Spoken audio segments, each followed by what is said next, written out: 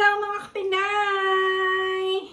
Today's content po, magluluto tayo sa kusina ni Pinay. So, nandito po tayo ngayon sa bahay at kung nakikita nyo dati yung aking mga video na ako po ay nagluluto, so it's time to cook again. So, hala, samahan ninyo ako ngayon sa aking pagluluto dito sa kusina ni Pinay.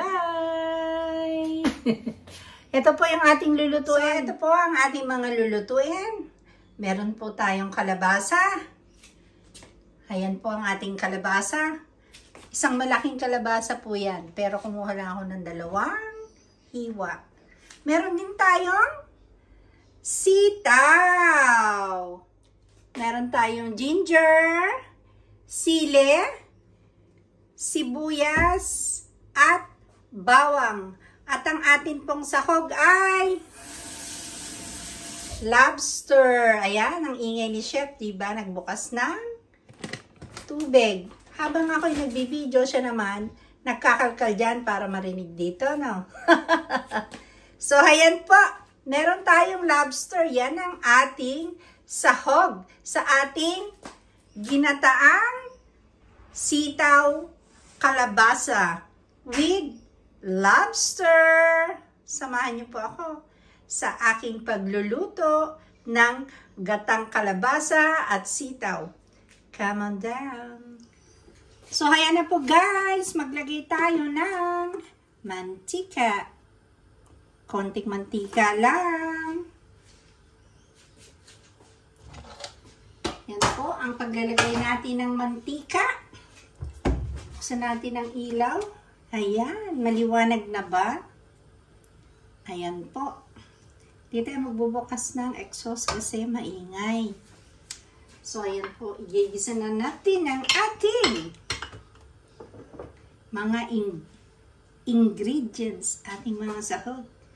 Gisa na po natin ang bawang at sibuyas.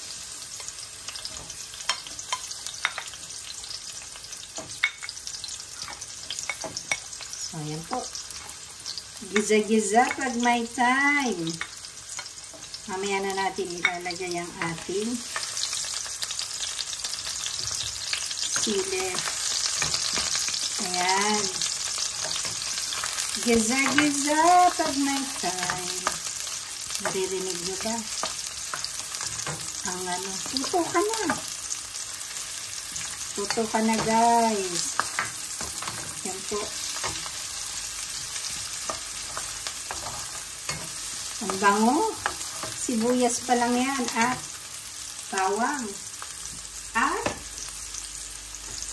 ang ating pong luya ay nasa bote. Ayan o, nasa bote. Kaya yan na lang po ang ilalagay natin.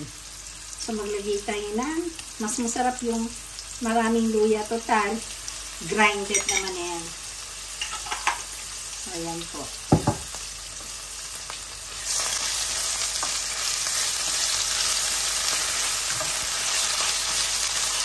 Bango.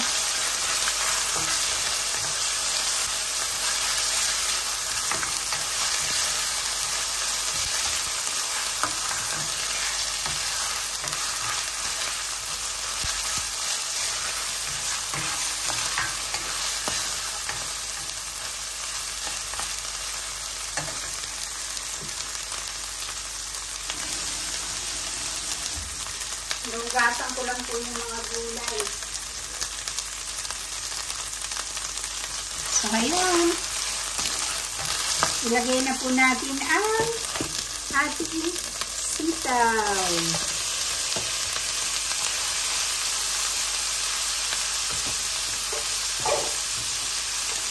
Napakabango po. Gisa pa lang, mabango na. Meron pala akong dilis na natira. So, isasama natin yung ating dilis mamaya. Ako po, pagka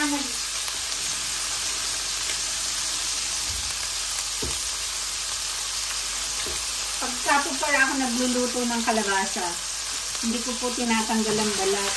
Kasi nandyan daw ang sustansya sa balat. So, sama na natin ang kalabasa. Ayan.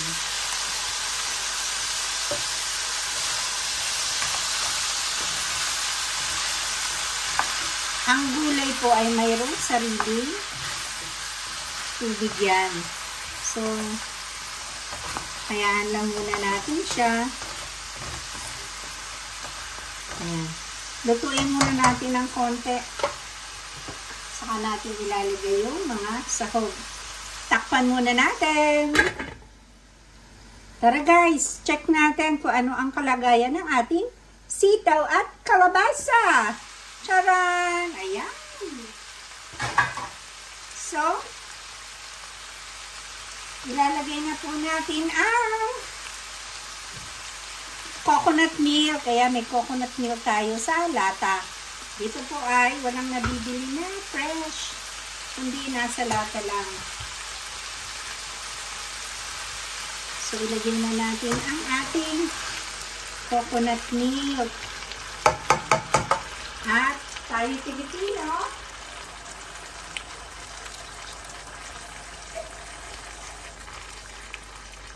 dahil tayo ay Pilipino, nilagyan ko po ng konting tubig. Diba? Sayang naman yung mga natira eh. Kung hindi ko ilagyan, no, lalagyan ng konting tubig. Tsaka yung gata naman natin ay purong-puro. So, ayan po.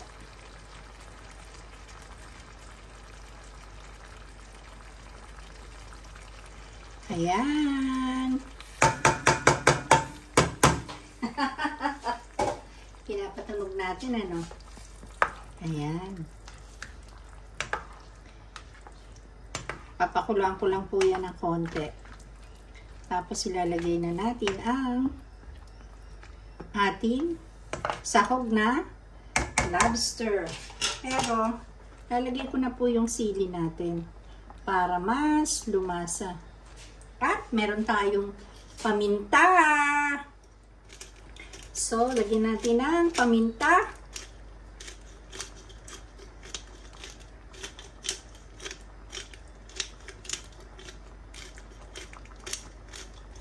Sa ngayon po, hindi natin masyadong tutuyuin yung ating gata.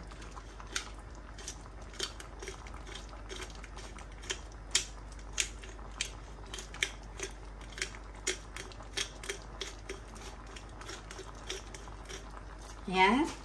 At meron tayong magic sarap. So, lagyan natin ng isa lang na magic sarap kasi maalat na to. So, hindi na tayo maglalagay ng pampa, alat or ng soy, ng patis. Pero, depende rin yun sa ating panlasa. So, ayan. Hinalo-halo ko lang ng konti. Dahil kuluan na. Ilalagay na po natin ang ating lobster. Ayan, ang ating lobster. Lagay na po natin yung ating lobster. Pampalasa po. So, takpan muna ulit natin. At, hintayin natin siyang maluto. Hintay-hintay lang po. So, ayan na guys. Check muna ulit natin. Ayan, ako. Nilagyan ko pala siya ng dilis. Ayan. Sus.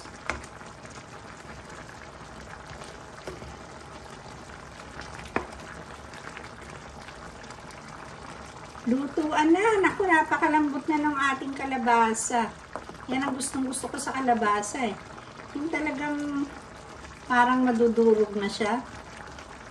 Wow. At ang ating lobster, luto na rin. O, diba naman? Lutong-luto na yung ating lobster. So, titikman ko lang ano na ba yung lasa.